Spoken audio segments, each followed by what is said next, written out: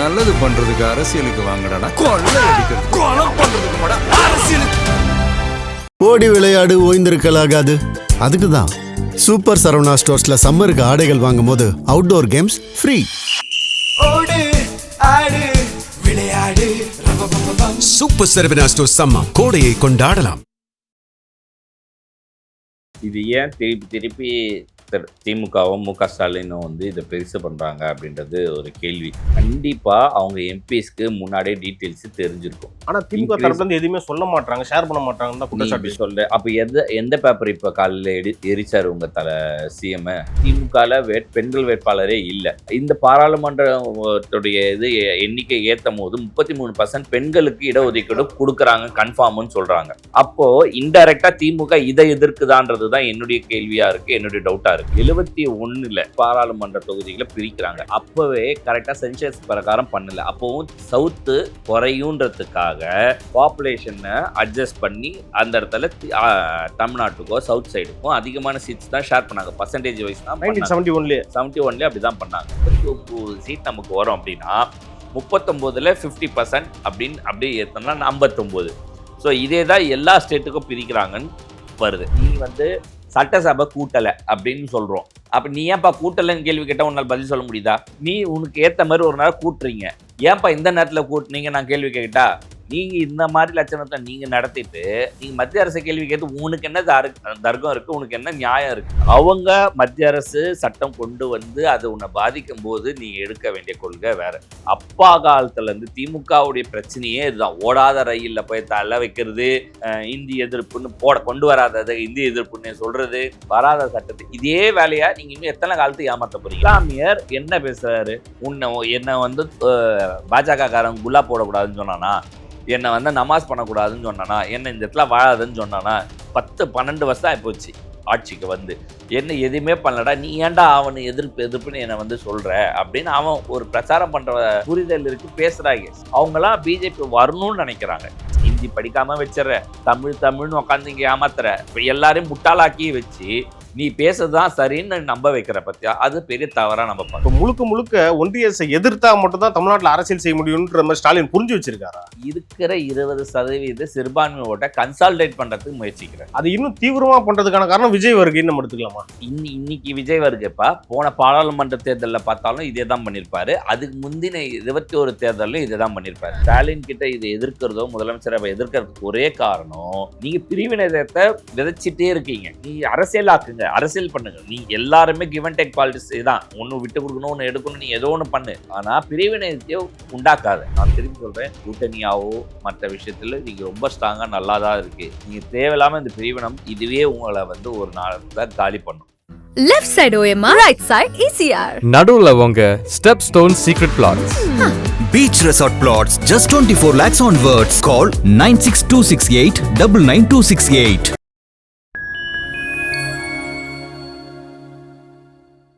நேயர்களுக்கு வணக்கம். இன்றைய சிகே டாக் நிகழ்ச்சியில் பல்வேறு அரசியல் மற்றும் சமூக நிகழ்வு குறித்து உங்கள் சிகேவோடு பேசவிருக்கிறோம். வாருங்கள் நிகழ்ச்சிக்குள் சொல்லலாம். வணக்கம் சார். வணக்கம். நாடாளுமன்ற தொகுதி மறுவரை வந்து தாக்கல் செய்ய அந்த மசோதாவை தாக்கல் செய்ய போறதா தகவல்லாம் வந்திருக்கு. இதுக்கு வந்து மு க ஸ்டாலின் அவர்கள் வந்து பயங்கரமா கடுமையா எதிர்ப்பு தெரிவிச்சிட்டு இருக்காங்க. உண்மையாலே என்ன சார் நடக்க போகுது? தமிழ்நாட்டுக்கான அந்த பிரதிநிதித்துவம் கம்மியா போதா அதிகமா? சரி, கம்மியா ஆகாதுன்னு சொல்லி பிரதமர் மோடியிலேருந்து இங்கு உள்ளூர் தலைவர் அண்ணாமலை வரைக்கும் சொல்லிட்டாங்க 50% இன்க்ரீஸ் ஆக போகுதுன்னு சொல்லி. இது ஏன் திருப்பி திமுகவும் மு க ஸ்டாலினும் வந்து இதை பெருசு பண்ணுறாங்க அப்படின்றது ஒரு கேள்வி. இன்னொன்று, இன்னைக்கு பார்லிமெண்ட்டில் அது பில் வருது. கண்டிப்பாக அவங்க எம்பிஸ்க்கு முன்னாடியே டீட்டெயில்ஸ் தெரிஞ்சிருக்கும். ஆனால் திமுக தரப்புல இருந்து எதுவுமே சொல்ல மாட்டாங்க, ஷேர் பண்ண மாட்டாங்கன்னு தான் குற்றச்சாட்டு சொல்கிறேன். அப்போ எந்த பேப்பர் இப்போ காலையில் எரிச்சார் உங்கள் சிஎம்? எதை கொண்டு நீங்கள் எதுவுமே தெரியாமல் அப்போ நீ எப்படி எதிர்க்கிற? எதுவும் சொல்லலைன்னே வச்சுக்கோ. ஏன் தெரியாதுல்ல, தெரியாத விஷயத்த நீ எப்படி எதிர்ப்ப? தெரிஞ்சுக்கிட்டு ஒன்று எதிர்க்கணும், இல்லை முற்றையிடுங்க. இவங்க கூட்டணி இருக்குல்ல, இப்போ போட்டால் இல்லை எதிர்ப்பு சொல்லுங்க. அது அப்போ அது தெரியாமல் நீங்கள் எந்த விஷயத்த நீங்கள் எதிர்க்கிறீங்கன்றது ஒன்று இருக்குல்ல கேள்வி. எனக்கு என்ன இங்கே டவுட் வருது அப்படின்னா, ஆல்ரெடி திமுகவில் பெண்கள் வேட்பாளரே இல்லை. இப்போ இந்த பாராளுமன்றத்துடைய இது எண்ணிக்கை ஏற்றும் போது 33% பெண்களுக்கு இடஒதுக்கீடு கொடுக்குறாங்க கன்ஃபார்ம்னு சொல்றாங்க. அப்போ இன்டைரக்டா திமுக இதை எதிர்க்குதான்றது தான் என்னுடைய கேள்வியா இருக்கு, என்னுடைய டவுட்டா இருக்கு. டீலிமிட்டேஷனை வந்து எதிர்க்கிற மாதிரி பெண்களுக்கான முக்கியத்துவத்தை டீலிமிட்டேஷனை நீங்க பேசுற மாதிரி பாத்தீங்கன்னா 71 தான் முதல் டீலிமிட்டேஷன் பண்ணி பாராளுமன்ற தொகுதிகளை பிரிக்கிறாங்க. 543 சீட்ஸ் 3 போடுறாங்க. அப்பவே கரெக்டா சென்சஸ் பிரகாரம் பண்ணல. அப்பவும் சவுத்து குறையுன்றதுக்காக பாப்புலேஷனை அட்ஜஸ்ட் பண்ணி அந்த இடத்துல தமிழ்நாட்டுக்கோ சவுத் சைடுக்கும் அதிகமான சீட்ஸ் தான் ஷேர் பண்ணாங்க. பர்சன்டேஜ் வைஸ் தான் 1971 71 அப்படிதான் பண்ணாங்க. அடுத்தது 25 இயர்ஸ்க்கான இது வரும்போது வாஜ்பாய் அப்போ கணக்கு போடும் போது இதே மாதிரி ஆகுன்றதுனால அவங்க திருப்பி ஒரு 25 இயர்ஸ் எக்ஸ்டென்ஷன்ஸ் கொடுத்துருக்காங்க. என்னைக்கு பண்ணாலும் குறையுன்றது ரியாலிட்டி, ஓகேவா? ஆனால் அதை இனிமேல் அந்த மாதிரி குறையக்கூடாதுன்னு இந்த கவர்மெண்ட் என்ன பண்ணுது, இதை திருப்பி இதே மாதிரி போயிட்டு இருந்தால் பாப்புலேஷன் ஏறுது. ஒரு எம்பிக்கான மக்கள் தொகை ரொம்ப அதிகமாக இருக்கு. இப்போ எக்ஸாம்பிள் வந்து 71ல் 40 கோடி, இன்னைக்கு 120 கோடி. ஒரு எம்பிக்கு 6 லட்சம் இதுலேருந்து 8 லட்சம் இன்னைக்கு இருக்கு. எனக்கு 10 லட்சம் வந்துருச்சுன்னு நினைக்கிறேன். 5.4 லட்சம் ஓட்டு இருக்குன்னா 40 பிரிச்சா கிட்டத்தட்ட 12லேருந்து 13 லட்சம் ஓட்டு ஒரு எம்பி தொகுதிக்கு. அதுல 1/3 பங்கு 4 லட்சம் தொகுதி தான் ஒரு எம்பிக்குன்னு இருந்தது மக்கள் தொகைக்கு.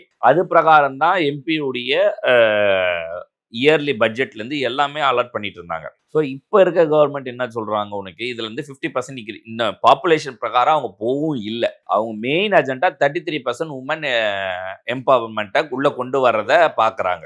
அந்த 33% கொண்டு வர்றதுக்கு ஏற்கனவே இருக்க 534ல் கொடுக்கறதுக்கு ஆல்ரெடி காங்கிரஸ் பீரியட்ல கொண்டு வரும்போதும் எல்லாரும் எதிர்த்தாங்க. பிஜேபி பீரியட்ல வாஜ்பாய் கொண்டு வரும்போது எல்லாம் எதிர்த்தாங்க. இந்த புது கவர்மெண்ட் ஸ்டார்டிங் 2014லேருந்து ஒரு டைம் பில்லுக்கு பாஸ் பண்ணும் போது எல்லாம் எதிர்த்தாங்க. எதிர்த்ததுல திமுகவும் ஒன்று. இப்படி எதிர்த்த இதில் சரி நீங்கள் வந்து 534ல் நான் 33 கொடுத்துட்டா உங்களுக்கு பாதிக்கும் நீங்கள் நினைக்கிறதுனால நான் இந்த டீலிமிட்டேஷனை இன்க்ரீஸ் பண்ணி இப்போ இருக்க பாப்புலேஷன் பேஸ் பண்ணி ஆவரேஜ் எல்லாருக்கும் ஈக்குவலாக 50%ன்னா இப்போ எக்ஸாம்பிள் ஒரு அரித்மெட்டிக் ஒரு கால்குலேஷன் கொடுத்துருக்காரு. இப்போ அண்ணாமலை சொன்னது பிரகாரம் நான் ரிவர்ஸ் பண்ணி பார்க்குறேன். 59 சீட் நமக்கு வரும் அப்படின்னா 39ல் 50% அப்படின்னு அப்படியே ஏற்றோம்னா 59. ஸோ இதே தான் எல்லா ஸ்டேட்டுக்கும் பிரிக்கிறாங்கன்னு வருது. அப்போ எல்லாருக்கும் இதே லெவலில் பிரிக்கும் போது நீ 17.18 தமிழ்நாட்டினுடைய பர்சன்டேஜ் ஏறி கணக்கு போட்டாலும் அது 7 தான் வருது. உத்தரப்பிரதேஷ் மாணவனா கம்பேர் பண்ற இடத்துலயும் அதே லெவல் 80 இருந்துச்சு, இப்போ 120 14.7 80 + 50% கேட்டா 120 வருது. இதுல என்ன மாற்றம்? இன்னொன்னு இது இப்போ இதுதான் பண்ண போறாங்கன்றது நமக்கு ஒரு ஆத்தன்டிக்கான ஒரு தகவலை வச்சு நம்ம சொல்றோம். உங்களுக்கு எனக்கே தெரியுதுன்னா ஒரு முதலமைச்சருக்கு தெரியுமா தெரியாது. நீ இதை எப்படி அரசியலாக்குற? இந்த தேர்தல் காலத்துல இதை நீங்க என்ன பண்ணுங்க, திருப்பி இந்த சிறுபான்மையினர் ஓட்டரை கன்சால்டேட் பண்றதுக்காக உங்களுடைய ஒரு பொலிட்டிக்கல் அஜெண்டா. இன்னொன்னு தேர்தல் நேரத்துல ஒரு அரசாங்கத்துடைய மேட்டரை இந்த மாதிரி தீட்டு கொளுத்துறதோ கருப்பு கொடி காட்டுற கான்செப்ட் எந்த விதத்துல கரெக்ட்? அப்ப நீ ஒரு சட்டம் நிறைவேற்றுறனா அதை இங்க இருக்கிறவங்க பண்ணா உனக்கு எப்படி இருக்கும்? சார் அவங்க என்ன கேக்குறாங்கன்னா, ஏன் இப்ப 5 ஸ்டேட் எலெக்ஷன் நடக்கிறப்ப அவசரமா பார்லிமெண்ட் கூட்டுறீங்கன்றது அவங்களோட கேள்வியா இருக்கு. இது எப்படி சார் பாக்குறீங்க? இப்ப வருஷத்துல 4 குவார்டர் 4 எலெக்ஷன் நடந்துனே தான் இருக்குது. இதை விட்டு அடுத்த இந்த வருஷம் எண்டில் இன்னொன்று நடக்குது. அப்பவும் குளிர்கால கூட்டத்தொடர்னு இருக்கு. எல்லா நேரம் நடக்க தான் போகுது. நீ வந்து பாராளுமன்ற நீ வந்து சட்டசபை கூட்டலை அப்படின்னு சொல்றோம். அப்ப நீ ஏன்பா கூட்டலைன்னு கேள்வி கேட்டா உன்னால பதில் சொல்ல முடியுதா? நீ உனக்கு ஏத்த மாதிரி ஒரு நேரம் கூட்டுறீங்க, ஏன்பா இந்த நேரத்துல கூட்டுனீங்க நான் கேள்வி கேட்டா? சரி, ஒரு இன்சிடென்ட் நடக்குது, ஒரு கொலையோ ஒரு கொள்ளையோ ஏதோ ஒரு பெரிய இன்சிடென்ட் நடக்கும் போது சட்டசபையை கூட்ட வேண்டிய நேரத்துல தள்ளி வச்சிடுறீங்க. அது அவங்க தேர்தல் அறிக்கையில் என்ன சொன்னாங்கன்னா, வருஷத்துக்கு 100 நாளுக்கு அதாவது சட்டசபைக்கு நாங்க நடத்துவோம்னு சொன்னாங்க. ஆனா 100 நாள் நடத்துறாங்கன்னு தெரியல. இல்ல நடக்கல. இதுல அதை விட பெரிய கொடுமை என்ன தெரியுமா? அமைச்சர் பேச வேண்டியதெல்லாம் அப்பாவே பேசுவார். அவரே பேசிடுவார். அவரே அமைச்சரா வேலை செய்யறாரு. அவர் சபாநாயகரன் ஏற்கனவே நம்மளே கேள்வி கேட்டுருவோம். நீங்க இந்த மாதிரி லட்சணத்தை நீங்க நடத்திட்டு நீங்க மத்திய அரசு கேள்வி கேட்டு உனக்கு என்ன தர்க்கம் இருக்கு, உனக்கு என்ன நியாயம் இருக்கு? முதல்ல நீ சரியா இருக்கா? உன் முதுக பாக்குறியா? நீ பார்க்காம நீ எதுக்கு அடுத்தவன பேசுற? இன்னொன்னு, அவங்க மத்திய அரசு சட்டம் கொண்டு வந்து அது உன்னை பாதிக்கும் போது நீ எடுக்க வேண்டிய கொள்கை வேற. அப்பா காலத்துல இருந்து திமுகவுடைய பிரச்சனையே இதுதான். ஓடாத ரயில்ல போய் தள்ள வைக்கிறது, இந்தி எதிர்ப்புன்னு கொண்டு வராததை இந்தி எதிர்ப்புன்னு சொல்றது, வராத சட்டத்தை இதே வேலையா நீங்க இன்னும் எத்தனை காலத்துக்கு ஏமாத்த போறீங்க? இப்போ இன்னைக்கு இருக்க இளைஞர்கள்ல இன்னைக்கு நாளைக்கு இதை இல்ல இப்படி இல்லைன்னு போட்டு உன்னை கலாய்ப்பான். அப்ப என்ன பண்ணுவீங்க?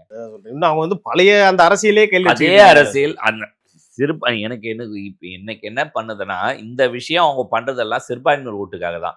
சிறுபான்மையரை நீ முட்டாளுன்னு நினைச்சிருக்கியா? இல்ல அதுல கூட ஒருத்தர் பாத்தீங்களா, ஒரு ஷேர் கூட பண்ணீங்களே.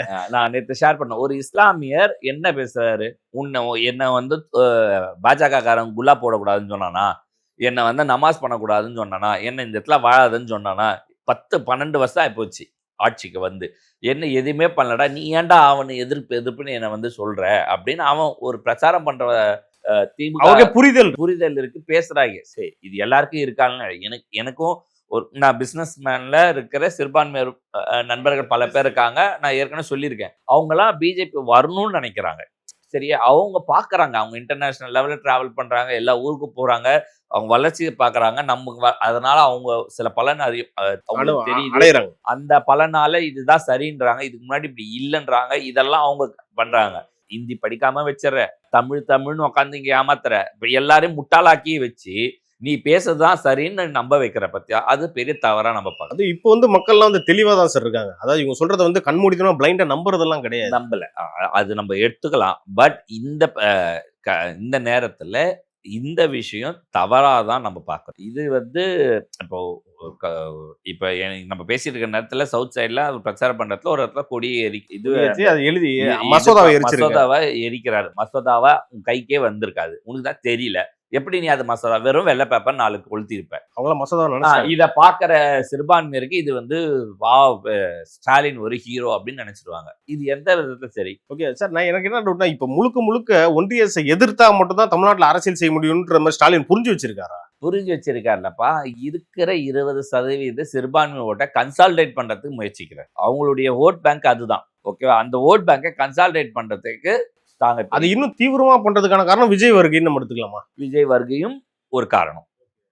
நீ இன்னைக்கு விஜய் வருகைப்பா, போன பாராளுமன்ற தேர்தலில் பார்த்தாலும் இதே தான் பண்ணியிருப்பாரு. அதுக்கு முந்தின 21 தேர்தலும் இதே தான் பண்ணியிருப்பாரு. நான் ஏற்கனவே முதல்ல இருந்து சொல்றேன், அதிமுகவை அவர் எதிர்க்கவே இல்லை, அதிமுகவா அவர் பொருட்டாவே இல்லை. அதிமுக எதிர்த்தா சிறுபான்மையருக்கு ஆனா ஓட்டை கவர் பண்றதுல 10 பைசா பிரயோஜனம் இல்லை, வராது. பிஜேபி எதிர்த்தாதான் சிறுபான்மையர் ஓட்டு தனக்கு வரும். அதுதான் அவருடைய இதுவாகவே வச்சிருக்காரு.